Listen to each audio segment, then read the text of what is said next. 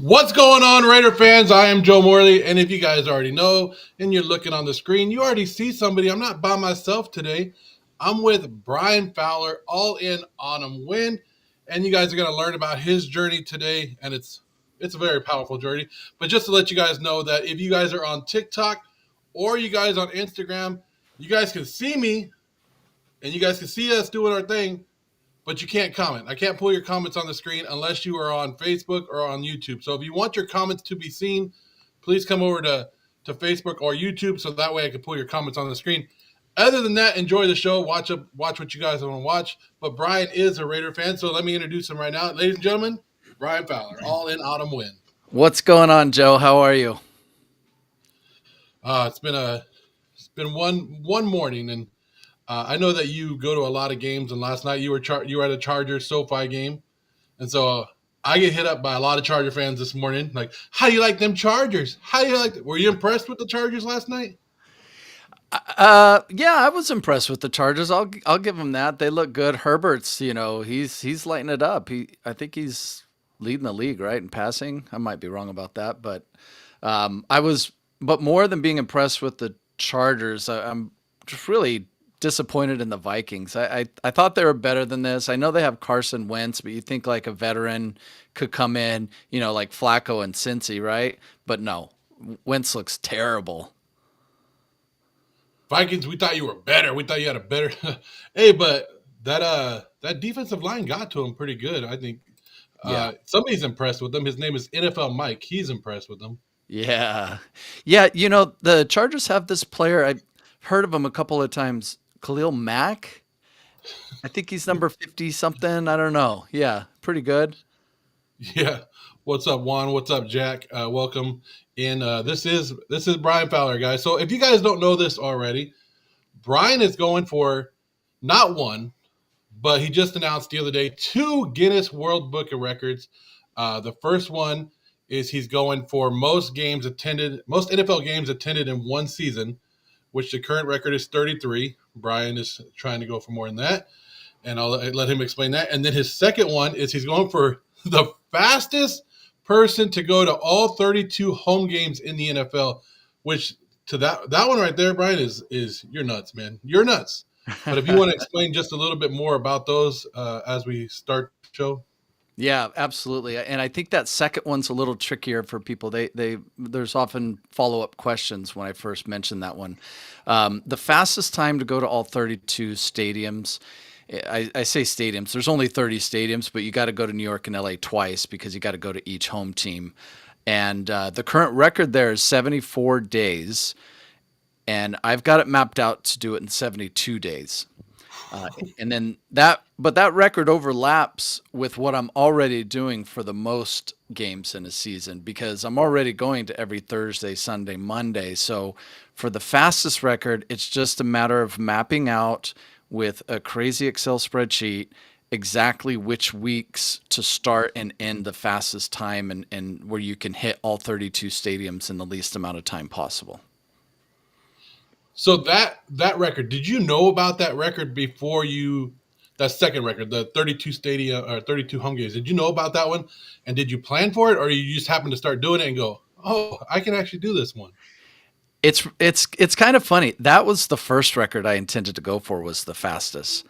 I 2 years ago I saw this record posted somewhere and I saw the current record holder, the fastest time to go to all 32. And I just thought to myself, at some point I might want to do that. And I think it's a combination of things. One being that the Raiders were 4-13 last year, and I had gone to 59 straight Raider games. So there was a point when I was like, you know what, this might be a good time to do that. I don't know how long it's going to be before we're back in the playoff hunt again. So, in January of this year, I applied for the fastest time to go to all 32 stadiums. And for some reason, Guinness had this technical issue.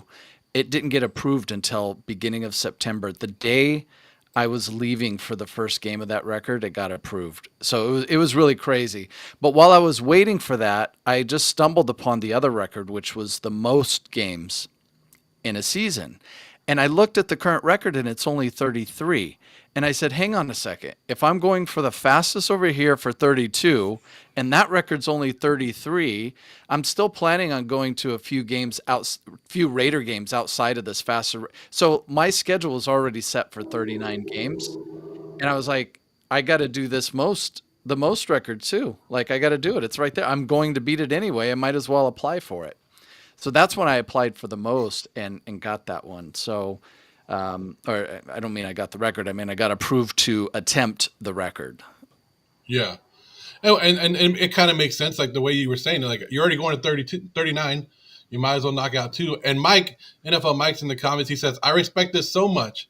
It just doesn't sit well with me that a Raider will hold this a Raider fan will hold this record.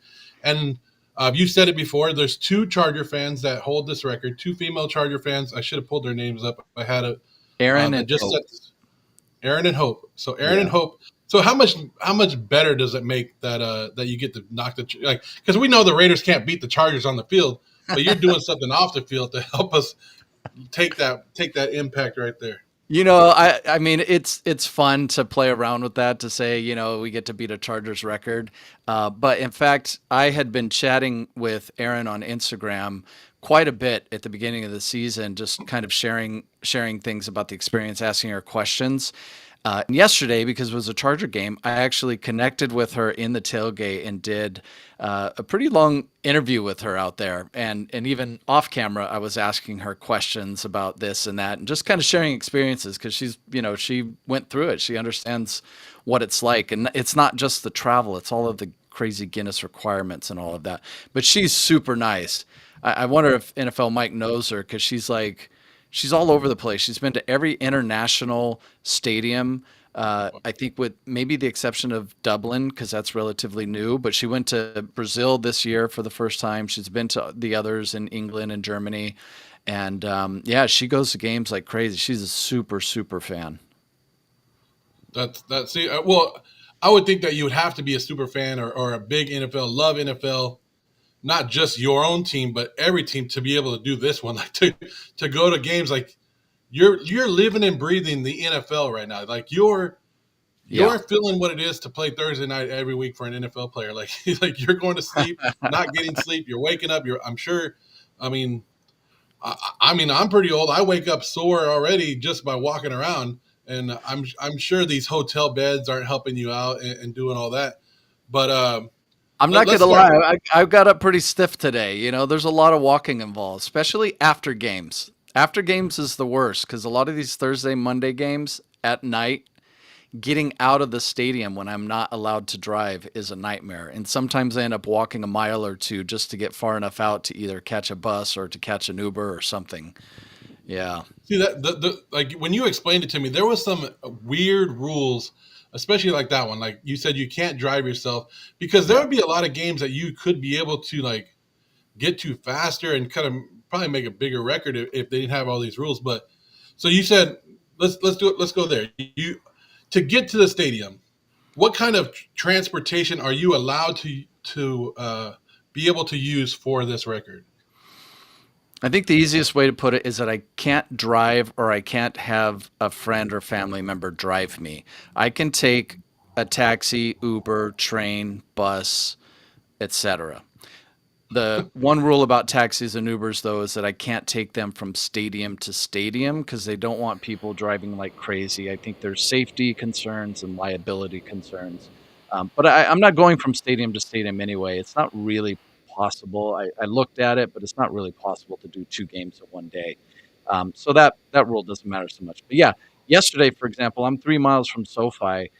Yesterday was the cheapest game of the season because I bought a ticket in the 500, the nosebleed, for $50, and I took a bus to SoFi, the corner of my house, straight to SoFi, and it was $1.75 and $1.75 on the way back. So I spent like $55 on the entire game, and that was great.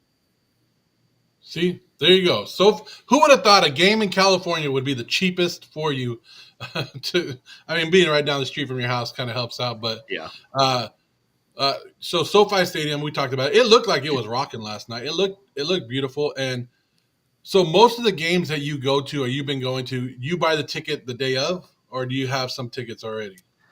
Most of the time, I either buy the day of or the day before, and I've kind of gotten into a rhythm like for what type of seat I want, and I've realized that I really want an aisle seat because I sat right in the middle of a row in Chicago, and I was miserable the whole time because there wasn't enough room to maneuver, and I have to like film some stuff, and sometimes I want to record because I'm vlogging the whole thing too, so I'm trying to and sitting in the middle, I was like, oh my gosh, this is a disaster. So now I zoom into the map and I look for the aisle seats, the cheapest aisle seats I can find.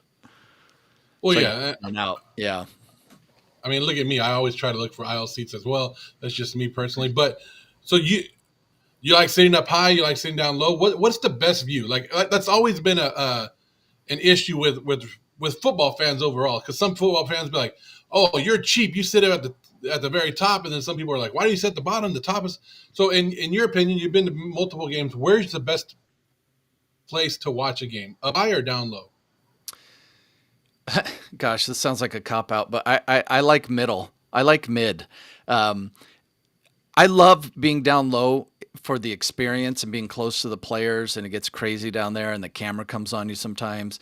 I should phrase that better. The camera films you sometimes. That's a lot of fun. Sitting up really high, like in the 500 section of SoFi, I do not like sitting up there mainly because that screen completely dominates. The screen is so impressive, right? The technology, the graphics, all of that is impressive. But you end up watching it there a little too much, and you might as well watch it at home on TV because that's basically what you're doing. But I do think it depends on the stadium, though. I really do because some stadiums, the way they're designed, a high seat middle is absolutely fine, but other ones, it does depend a lot on the stadium, I think. And unfortunately, I learn a lot about it after I get there and go, oh, this was a mistake, or things like that. I actually had a obstructed view last night because the staircase came up and then there was a glass and a pole, and I was just like kind of staring at a pole the whole game. I was like, this is annoying. I know what you're talking about at SoFi because I said in the 500s before, and some of the way the aisle is set up in the glass, sometimes it blocks you. Uh, just to let you guys know, this is Brian Fowler, all in Autumn Wind. You guys check him out on all his platforms. He like he said, he's blogging this whole thing too. He's making videos as he goes, throwing it on his YouTube. So make sure you guys check that out.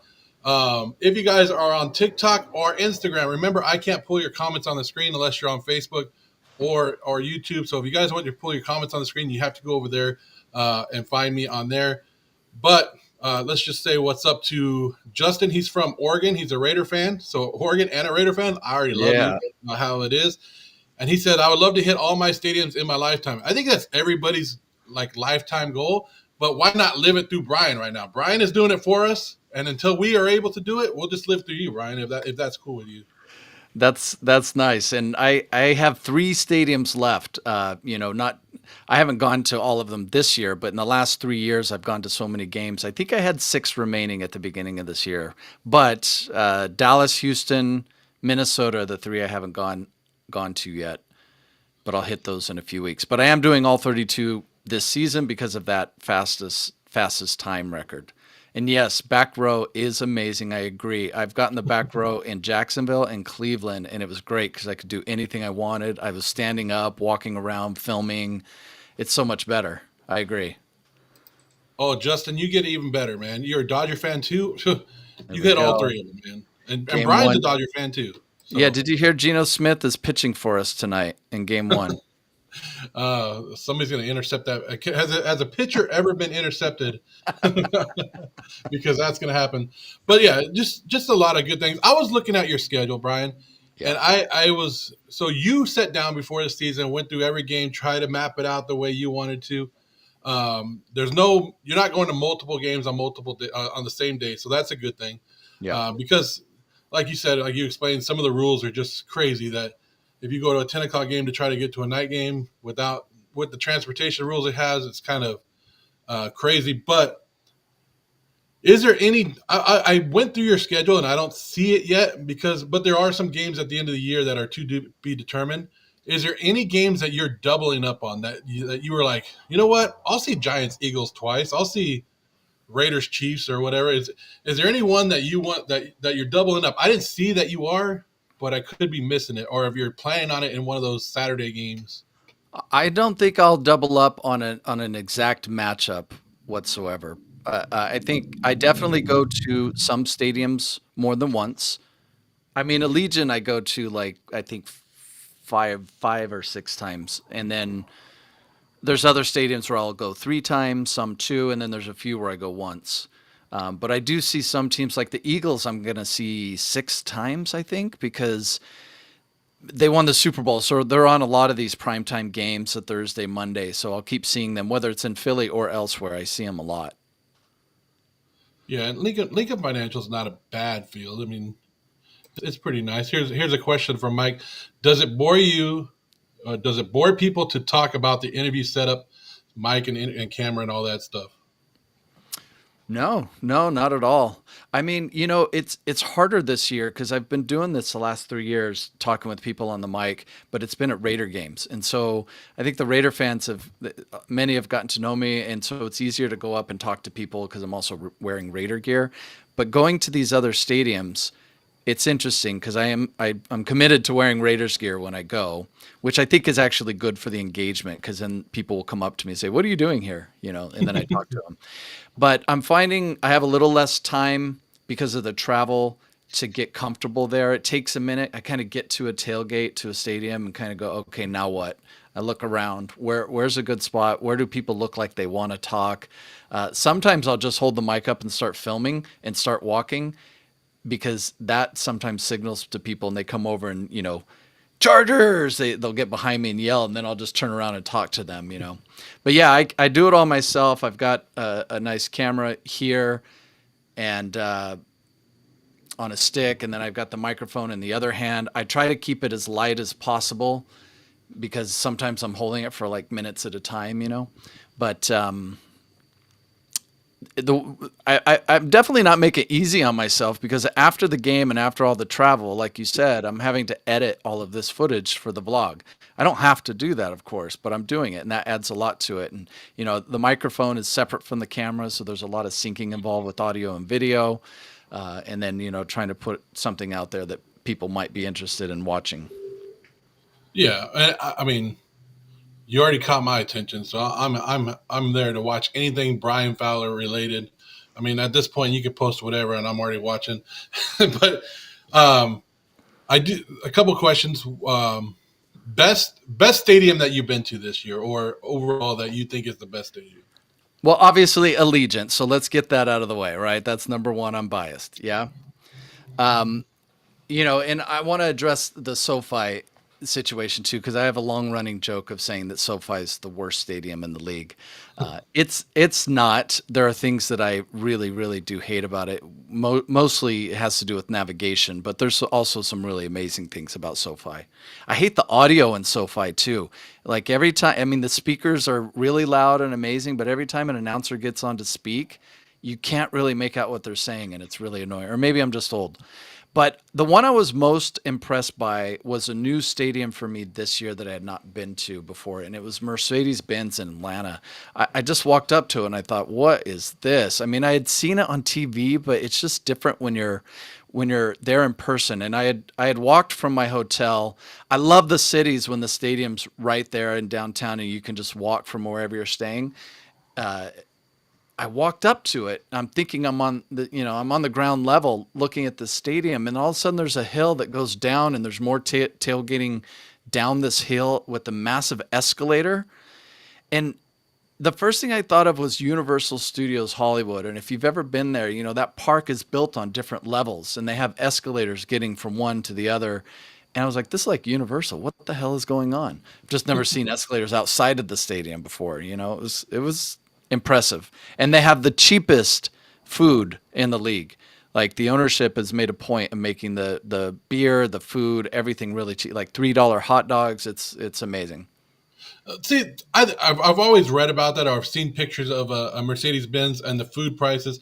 It's smart, right?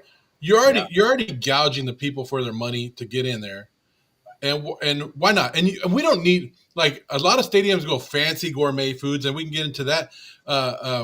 But when you're in a stadium, it's hot dogs, hamburgers, chicken tenders. That's it. Like we don't need to go fancy. We don't need these gourmet meals at meals anymore. So go cheap and easy, and you'll probably sell a lot more. So that leads us into the next question: is best food in your stadium? I think some guy asked me that is on Instagram. I think it was Brian Fowler who asked me that. I jokingly sent you that question because I think you know. So that's a really tough question for me, and I've gotten to the point where I simply can't answer it. And I know it sounds like a cop out, but here's my reasoning. First and foremost, for the most part, stadium food is hot dog, chicken tenders, pizza, burgers, and things like that. So, you know, how do you compare a pizza that you have at SoFi, which, by the way, the Allegiant pizza is way better than SoFi. I can say that. But if you have a pizza at SoFi and a hot dog at Lambeau, which one's better? You know, it's really tough. I'm only eating, if anything, I'm only eating one item, and I think to get a really good sampling of a stadium, you'd have to like buy a few and nibble on each, and you know, get a sampling, right?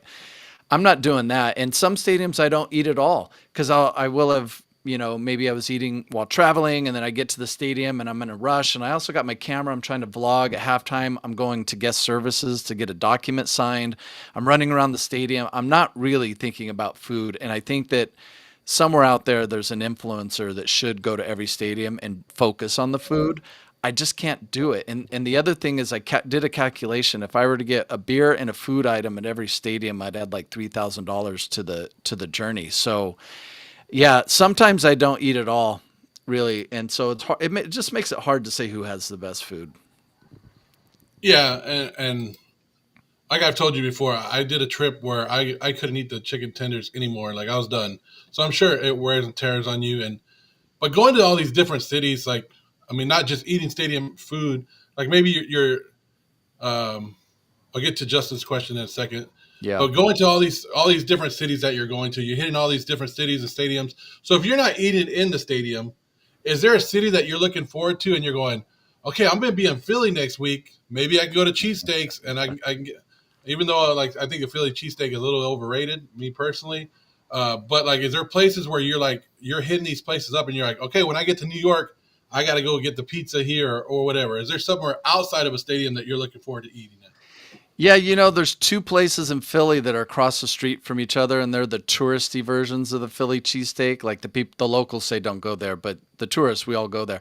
But one of them's called Gino's. I tried to get a sandwich there, and it got intercepted. I never got the sandwich, so all right. You can't even get a Philly cheesesteak at Running back. Geno's without it getting picked off, huh?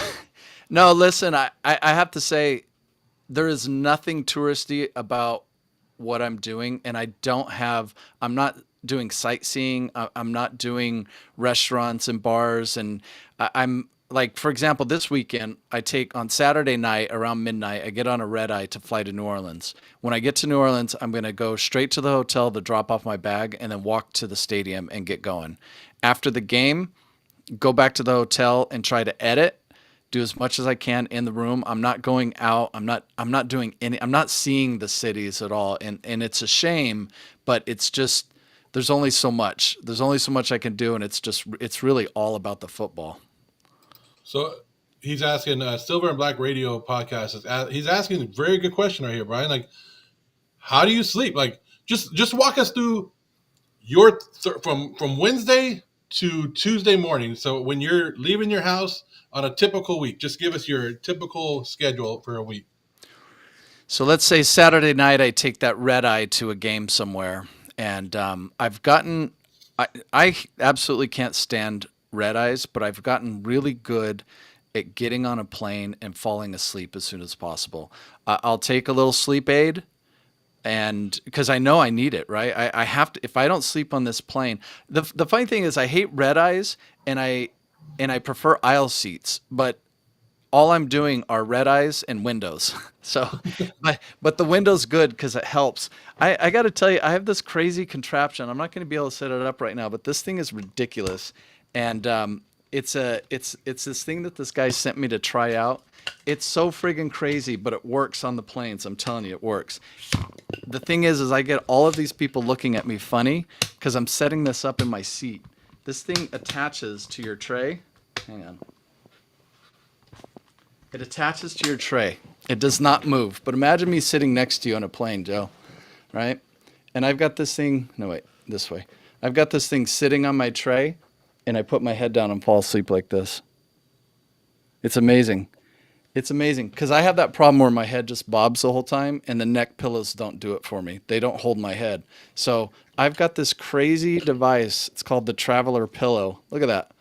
These That is straps that is attached to the tray. It's perfect. It's just too. It's a little big and it looks funny. People make fun of me, but that's all right. I'm asleep. no, that's pretty cool because people sleep different. Not everybody sleeps backwards. Not everybody sleep like you have to get comfortable, and that is a way that like to get like that. Like I like it. Like, but if you were sitting next to me on a plane, there ain't no way you're gonna use that. You like me and you gonna be like, you could just use my arm as a pillow, and I probably wouldn't even feel it because you'll be sweating already. How I'm telling you, it works though because that does not impede on other travelers whatsoever. It's all in front of me, straight on my tray. So it's really good. I've also gotten good at like sometimes these red eyes are actually two flights. Like I'll go from LA to Dallas and then Dallas to New Orleans, right? So I'll get like 3 hours of sleep on the first flight. And then when I get up and transfer to the next plane, it's only an hour and a half flight, but I'll sleep another hour. Like I don't know. It's weird. I think my mind knows you need this. Get this now because you're not going to get it yeah. for, another like 20 hours. And here's the funny thing is because it's not like it's not like you're doing hard labor or going out there, but people don't understand like meeting and greeting and talking to people and just socializing in general can make you so tired. And Yeah. you're out there running around and your adrenaline is pumping just like if you're in a game because you're thinking about all the paperwork you got to get done. You're thinking about, did I miss this video? Am I here on time? All this stuff. And then finally, when that game's over, that day's over, I'm sure your body just goes boom and you crash a little bit. Sometimes it does it during the game, depending on the game. Like some of the games have been great. I've been very fortunate to see some great ones. The last night was a blowout. I mean, and it was from the jump. Chargers went up 14-0 very quick. And when it was 14-0, my energy just went. I was gassed, and it's funny. I was thinking like, wait, this is the 1 week where I get to be home because the game is here on Thursday at SoFi. I don't have to travel. I get 4 nights in my own bed, and yet that's the most exhausted I've felt the whole season so far. It's crazy. It's crazy how that works. See, Chargers, you bore the shit out of my guy right here. Get me, Yeah, yeah. By scoring too many points, damn it. yeah. Stop being so good, Chargers. So let's go back to Justin's questions. He's asking about your stadium, all the stadiums that you've been to because you've been to all of them. Which one is the more nostalgic of all of them that you feel for, as far as fans, for fans wise? I see that word nostalgic, and Lambo immediately comes to mind. I said, I was impressed with Mercedes Benz for a different reason, but Lambeau Field, there's something about even just standing outside of it. Now, first of all, it's in the middle of a neighborhood, right? So there's houses like directly there. In fact, I was there for a Thursday night game, and Amazon Prime was filming across the street on a rooftop of a house that they had like set up to, tailgate, but they were filming on top of it. And it's directly across the street. And the stadium is all brick, and it's got this annex that includes their Green Bay Hall of Fame, and it includes an atrium. And you just go in there and you realize, oh my God, the seats all the way around, at least on the field level, it's all metal bleachers. There's no seats. There's no comfy seats. There's no suite section. All the way around, metal bleachers with a number on top of the seat. And so, Joe, our ass cheeks would be like melting together in one of these games because there's nothing in between. It's just straight up bleachers. But yeah, that I think is the most nostalgic. Imagine sitting on that in the cold too, like when it's snowing, and you're like, oh my. I don't think they do. I think they have these little seats. Everyone brings a seat or a blanket or something, and I think the stadium might even provide. I was there early, so I don't exactly know, but yeah, no, Pretty there's no way they sit on that metal. yeah, they gotta make it smart. But yeah, I mean, like I think this like that's one thing I always talk about Allegiant Stadium. Like when people say I've never been to Allegiant Stadium, I'm going for the first time. I go, well, walk around it because there's so much in Allegiant Stadium. The architect, the pictures of the construction, like there's so much in the stadium, and that's why I like I'm with you where I don't think SoFi is as good as what people advertise. There's things good about SoFi, but it's just a plain white stadium when you actually walk around it without the stuff. So Green Bay has the history. I would think Chicago has the history. What? No, I'm sorry, Chicago does have the history, but Soldier Field is terrible. Well, that's why Maybe, they're building it down. They're building one like Allegiant. yeah, maybe my least favorite was Soldier Field. That place is a So nightmare. that was the next question I was going to ask. Your least favorite field that you've been to, because I know didn't you go to Washington this year? And there's a lot of stuff about that one. Yeah, Washington wasn't great, but Washington was just like a stadium. It was just kind of, I think it depends on time period of when things were built, and that one is just the stadium. Jacksonville's another one where it's like it's just a stadium. It's just there, you know. I think Jacksonville's going through a renovation right now. So when I was there was construction everywhere, which is a little disruptive, but it sounds like it's going to be a lot better, which is good. But Soldier Field, they took the old stadium and then tried to add to it with a modern flair. And the way that the locals talk about it is they say it looks like someone landed a spaceship inside of Soldier Field. But the getting around in the restrooms, the size of the restrooms, the number of urinals, things like that, it's absolutely insane. And before halftime, everyone goes and you miss the third quarter. It's so crazy. Or even getting out of it, the paths are narrow and there's just choke points everywhere, everywhere. Wow. So Soldier Field. No wonder they're wanting to build a new stadium in Chicago. Um, Fan base wise, what's been the easiest fan base to deal with on your little travels here? Like, is there one that you're liking more? Like you're like, hey, they're actually pretty damn cool and pretty rowdy, or is there your let's say your best and worst fan base experiences? Let's do that. Well, I think I haven't been to KC yet, so I can't say what my worst is. No, no, that's Monday actually. I go to KC, and I'm kind of anticipating that should be interesting with me wearing all my Raider gear. I know they're going to give me a lot of hell, but I have to say there's some fan bases that are just extraordinarily nice. They're just nice, you know? Yeah. Like the people in Green Bay were really nice. Even like Cincinnati, just friendly. Just friendly. Friendly people. Cincinnati, Cleveland, like that Midwest vibe is pretty great. Like I didn't get any attitude or anything like that like I have in Denver or LA. I mean, it's division rivals, so it makes more sense that people would come at me at a Charger game or a Bronco game. But yeah, I like those Midwest fan bases. Detroit's great. I think a lot of Detroit. I haven't gone this year, but I've been in the past, and Detroit's the one city where like so many people came up to me saying how much they like the Raiders, but they would always reference like 70s and 80s Raiders. They'd bring up Stabler or Marcus Allen or things like that. And I do think that there's a history of the league here that people sometimes forget that these games there were only a few teams that were nationally broadcast back in the day. Steelers, Cowboys, Raiders, things like that. So you have these fan bases all over the country because they got to see the games on TV, on regular TV, no cable, right? And so even if you weren't a Raider fan, you lived in Detroit and like Lions were your team, they still say like, man, I love the Raiders, Kenny Stabler, the Snake, they get into that. And it was just funny because I must have had about 20 different people say that to me in Detroit. Very cool. Yeah, no, that's pretty cool. And Silver and Black Radio is asking you fan base that drinks the most beers that you could tell like walking through the tailgates and just sitting there. Probably, I want to say Buffalo.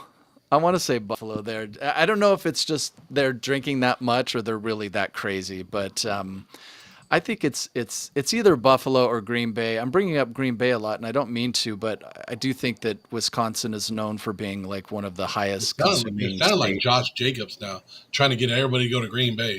Like it's like he got to you, huh? Josh Jacobs got to you, Brian. Yeah, man, they love their Bush. They're Bush beer, man. They're drinking a lot of it up there in Green Bay. No, but Buffalo consumes a lot too. I would say, Philly. We haven't talked about Philly yet. I think I get a lot of people saying to me like, "Hey, were the Philly fans crazy? Were they mean to you?" And I think they, I think they're really feisty, and I think a lot of what people perceive about them, there's some truth to it, but I don't think it's as bad as people make it seem. I feel like it might be like Oakland, where, you know, people would talk about Oakland, going to games in Oakland and being an opposing fan there. I don't think it was as bad as some people made it out to be, and that's the same for Philly fans.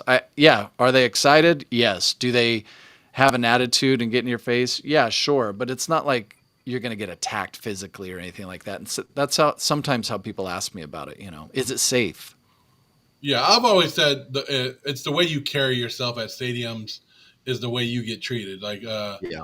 But yeah, I've been to Philly, so I like the way. Like I haven't been to a lot of stadiums, but I've been to Philly, and I like the way that their stadiums are set up. They have their baseball, they have their football, and they have their basketball. It's all in one section. It's Yes. easy to get to. You can park. The train goes right there to it.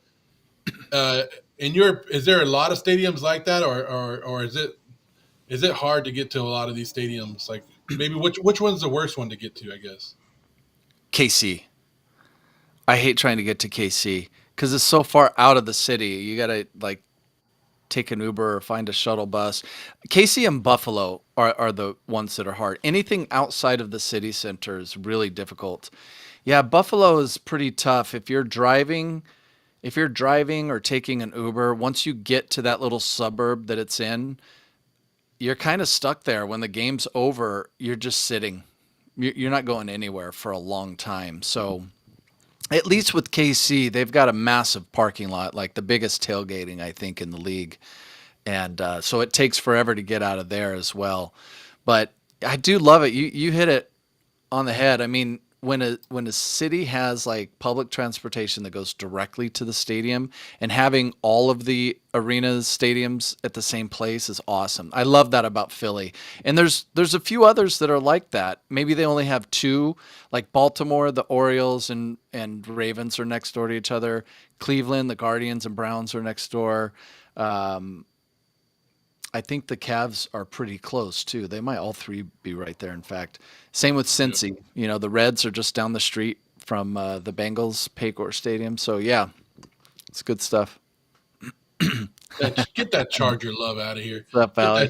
Charger love out of here. Just a reminder, if you guys, I'm talking to Brian Fowler, All In Autumn Win. If you guys want to follow him throughout his journey of how he's trying to break two Guinness World Records this year, make sure you guys follow him. Also, if you guys are watching on TikTok or Instagram, I can't see your comments, so come on over to YouTube or Facebook, and we can pull your comments on the screen if you have something to talk to Brian about. But we've hit him up about his favorite stadiums, his food, basically how he sleeps on this whole thing. Um, we do have another question, Brian. Is there any more records that you want to go to after these two? After these two, if you can beat both of these this year, is there any other records that you're going? Okay, I'm done with these two. Got to get my name a couple more times in this book. Absolutely not. I'm so exhausted. This is like day 50 out of 123, and I'm pretty spent. So I haven't thought ahead. Maybe after this is done and I've had a few months to relax or whatever, maybe there's a point at which I start thinking about it again. I think I did look some more on the Guinness website to see if there were any more NFL related records, and I couldn't find any. But originally I only intended to go for one this year, and there was a point at which I found the other, and it just made sense to do both because they're kind of overlapping. But I have to say this. I think this is really important because it's not guaranteed that I'll get either of these records. It's really not. And the more this goes on, the more I worry about it. Now, I'm going to say a lot of it is in my head. It's just anxiety. There's so much going on. And I'm terrified about doing this whole journey and spending all this money and spending all this time and effort and not getting at least one of these records. And that is starting to wear on me a bit. And I'm getting pretty stressed out about it. Well, yeah. Anytime you do stuff like this, you're always going to second guess yourself. You're always going to, especially with all the paperwork. Like you said, there's 10 different things that you probably got to do at every game. What's up, Marcus? Oh, look at you want to go to Alaska, Brian? Yes, He's up dude. there. There's He's so up many there. Raider fans in Alaska. Hey, that's crazy though. I mean, that people watching the journey, the Marcus, yeah, Marcus. I You said understand. it. They like the Tim Brown jersey in your background. Marcus Yes, does so. my favorite. But yeah, yeah, just your whole journey by itself. I mean, I'm jealous. Like it's always something. But maybe baseball stadiums, maybe baseball stadiums. But here's Right. the thing. Here's the thing, Brian. Once you're done, like you can sit here this year and you can be like, I hit all 32 stadiums, all 32 home games, and be like, I've been to every stadium. And next year they build a brand new stadium. And you're like, dang it. Buffalo. Buffalo's opening next year. It's going to be a new stadium. I have to go back. Yeah, you're like, I can't even mark that one off no more because of how fast they're building stadiums. But Exactly. I mean, it's an incredible journey. Like I know we could talk about this. You met head coach and our coach John Gruden. The Raiders love John Gruden. You've been on multiple, I want to say, TV shows, right? So this little journey of yours has got you to meet people and be on. Like I think you were, was it Dan Patrick that you called into and Rich were on Eisen. that? Rich Eisen. So Yeah. you're on Rich Eisen. You got to meet John Gruden. Is there any like I know right now the records you're still 10 games away from tying or being close to it, and I'm sure as you get closer and closer, more people are calling. But has there been anything that you're like shell shocked by or like, wow, this really opened the door for me to do stuff that I'm not used to? I mean, there's, I should be careful, but I did have Good Morning America reach out to me, and they're not saying they are going to do anything, but I talked to someone on the phone and we talked about what was going on. But this was like in the first or second week of the season. We've sent a few text messages back and forth. I can kind of think they're thinking about if they'd like to showcase this somehow, and I think they also want to maybe let me get far enough down the road where it's legitimate, because by week one I'm just talking about doing it, right? It's one thing to talk about it, but if you get to like week 15, 16, it's like, oh, you're actually doing this. Okay. So I don't know, there might be something there. We'll see. I was on a show that USA Today does called Connecting America. That was a lot of fun. That was in New Jersey. They film in a diner. It was so crazy. They Yeah. bought me breakfast. It was awesome. Yeah, that's been fun. It's been a little unexpected. I didn't really think about that, but then again, part of the Guinness, they do, it's an optional, uh what's the word I'm looking for? It's not a required piece of evidence, but it's an optional thing you could submit. Is any press that you get along the way helps them.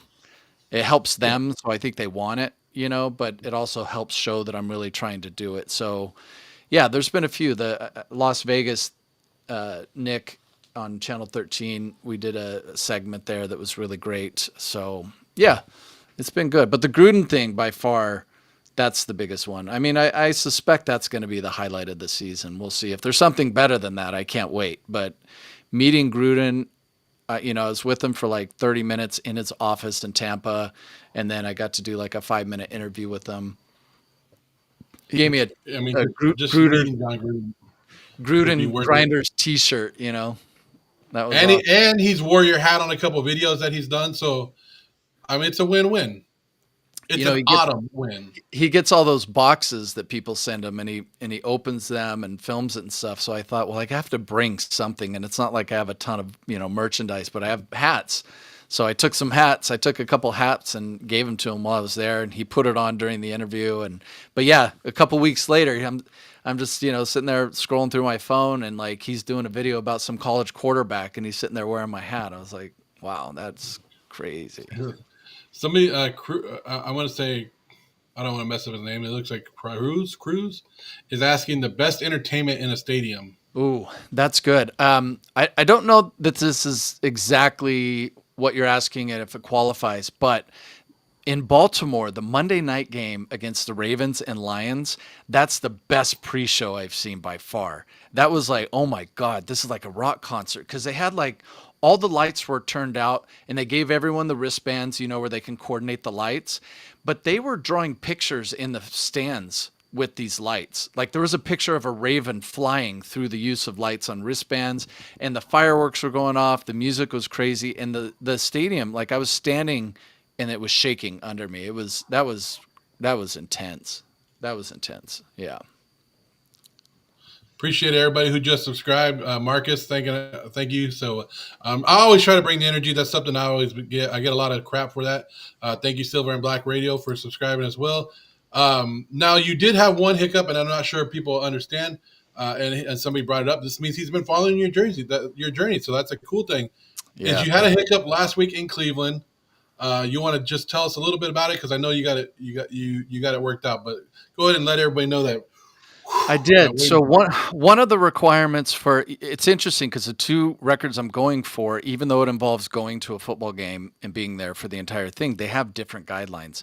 And for the fastest time to go to all 32 stadiums, one of the requirements is that I have an employee from the stadium sign the paperwork, and they specifically ask for like a manager, and like going to a concession stand is too hard, and they say I can't do it. People get freaked out. You're approaching them, asking them to sign something. So guest services is where I typically go, and I've been to 22 games now, and I haven't had any problems except for Cleveland. And it was so crazy because I went up to the lady in guest services, and she was very nice, and she was really trying to help me. I said, look, I just need somebody to witness that I was here. This is a form. And just say, yes, I saw Brian here. And you sign and date, right? That's all it is.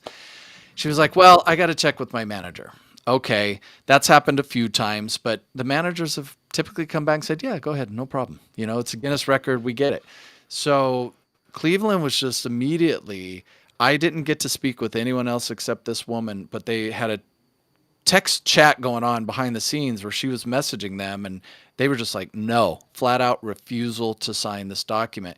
So I spent all of the third quarter and half of the fourth quarter trying to work with them, even asking like, look, can I speak with the manager? Can I speak with the director who made this decision? And they straight up said no. There's a point at which I had to go capture the end of the game because that's one of the things you have to do is video the beginning and end of the game.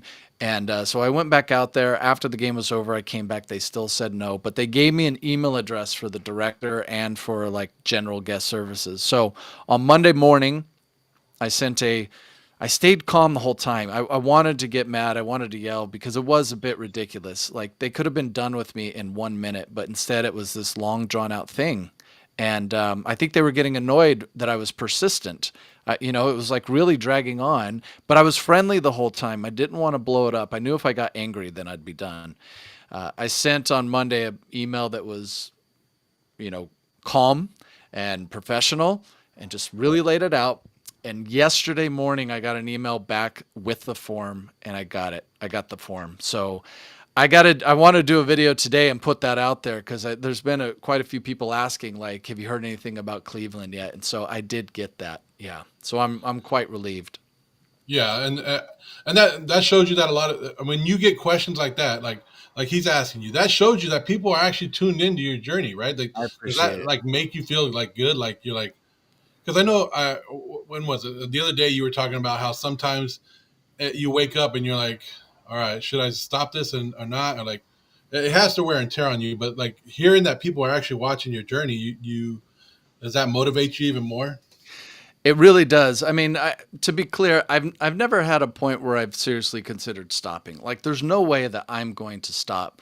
But I think it's just, there's this thing that goes through your head of like, I got to get up and I got to do this again. I just finished this whole weekend, and you think, okay, good. The weekend's over. Now I can take a break. Nope, because the next game is just a couple days away and I got to fly out again. So mentally and emotionally, just there is this wearing down.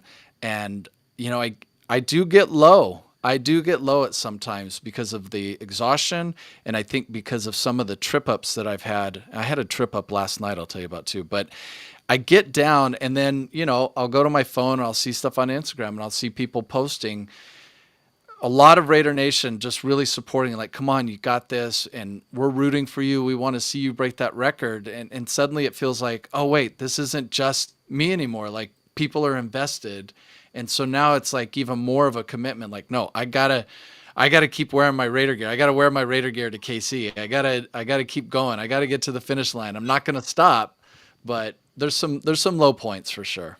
Brian, we have nothing else to root for. We have you. You are our season this year. Like, you're not out there throwing interceptions. You're out there winning more for us off the field than our team is doing on the field. Like, we're getting more action watching your stuff, and that's awesome. When I say like this is a Brian Fowler record, but it's also a Raider Nation record. Like, we could actually say like a Raider fan is doing this, and it's something that we can back. And I love that, and I know that everything that you've done for the Raider Nation, that you like it too, that you want to share it with the Raider Nation, even though it's Absolutely. just your name. Yeah, I, So, I love the way you say that, Joe. You've said that to me a couple times, and I really do appreciate it. Of course, the fear is, what if I still lose? What if I don't get it? Then it'll just be typical Raider shit, right? well, yeah. Oh, no, I don't. The way that you're out there doing it, even if Guinness comes back and they go, you know what, out of the 56, we're only counting 32 of them. At the end of the day, what you did and what you're doing is unbelievable, and you have to like that no matter what. If you fail or if you don't, Raider Nation's going to be back there. Everybody's you got so many people backing you up and just going for you. It's like there's nothing that you would ever. I don't think you can ever look back at this journey, even when you're done, and go, it wasn't what I wanted to. Like, maybe you don't get the record, but deep down inside you're gonna feel like, hell, that was one hell of a journey. Yeah, absolutely. Absolutely. It will forever, as long as I'm alive, it'll be this thing I look back to. And it's totally true. I know that I will not, if I don't get the record, it won't be because of me. I know that much. Yeah. Like, I will be there. There might be a flight canceled. I might miss game here and there, but if I don't get the record, it won't be because of me. But there's this other stuff, like, let me tell you one of the requirements is I have this GPS tracking on me that I have to submit the data for this GPS tracker at the end of the season. And last night, about an hour into the game, it failed. So like Oh, my GPS data for last night is only an hour of the 3 hour game. And I don't know I just don't know how Guinness will receive any of this. I sent him a question today. It's going to take them like 3 weeks to get back to me. They're pretty slow with everything because they have a lot of records to deal with. They get like 50,000 applications every year. So I don't know what's going to happen with that. In my mind, I have to think now, wait a minute. They've got two witnesses in the stands. They've got an employee who's signed. They've got partial GPS tracker. They can see what time I got to the game. I'm videoing the beginning and the end. So I have like 10 pieces of evidence, right? But if one of them fails, do they fail that game? I don't know. And, for the most games in a season, it's okay. If they don't count that one and instead of 56, it's 43 or whatever, I might still get the record. But the fastest time to go to all 32, right now I'm in the middle of that. That was the 16th game. So I'm halfway through that record. But if that game doesn't count, then that record's done. That record's done. And it doesn't matter the next 16 games if I go or not. But I simply don't know. So that's the kind of stuff that mentally is wearing on me a lot. It's just even like the pictures, beginning and end in video. Like, I'm filming the beginning of the game, the end of the game, and I have to take pictures. But it kind of says you have to take a picture that shows that you're there for the beginning and the end, which means typically like the scoreboard is the only thing that's going to show you that. But I tell you what's happening in so many stadiums, when the game's over, they turn the goddamn scoreboard off. And so I'm sitting there trying to take a picture. I'm like, there's no scoreboard. What do I do? So I'm just taking a picture of the field and the players or people leaving, and I'm crossing my fingers like, I hope that works. They can't see the score. They can't see that it's the end of the game. They just see me in an empty field. But I don't know, man. That's the type of stuff that's getting to me quite a bit and bringing me down because I just don't know. I might do this whole damn thing and not get it because I didn't do the damn either way, evidence. you're already winning, and you saw the comments that people are like, effort matters in the Raider Nation. Like the nation's supporting you and good people, and when they do amazing things. And who cares if you lose because it's loyalty about what you're doing. So that's a good thing. Um, I know that to get away from the Raiders just a little bit. Tonight is the World Series. Tonight's the Dodgers. Yeah. Shohei Ohtani taking the field. Uh, this is when the Dodgers start to ruin baseball, as they say, right? So, you excited for the series and how far you see it going? I'm really excited for the series. I love that there's been a lot of counter arguments against the Dodgers ruining baseball, and a lot of people are trying to point at the owners who are not spending the money.